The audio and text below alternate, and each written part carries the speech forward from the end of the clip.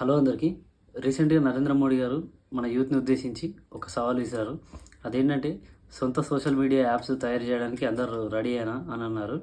ఎందుకంటే మనం వాడుతున్న ఫేస్బుక్, వాట్సాప్, ఇన్స్టాగ్రామ్ అన్నీ వేరే దేశానికి సంబంధించినవి. ఇప్పుడు ప్రపంచం మొత్తం డిజిటలైజ్ అవుతున్న టైంలో మనకు సొంత సోషల్ మీడియా యాప్స్ ఉండాలని అన్నారు. ఎందుకంటే మన ఇండియన్స్ సోషల్ మీడియాలో 51% ఫేస్బుక్ని వాడుతున్నారు, 39% ఇన్స్టాగ్రామ్ వాడుతున్నారు, 5% యూట్యూబ్ వాడుతున్నారు.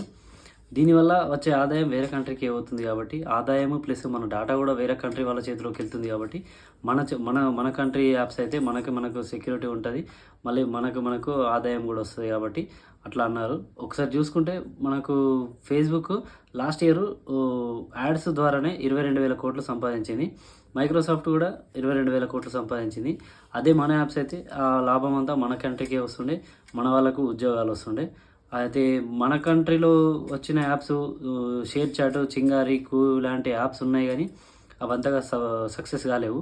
కానీ యూపీఐ మాత్రం మన కంట్రీ నుంచి వచ్చింది, సక్సెస్ అయింది.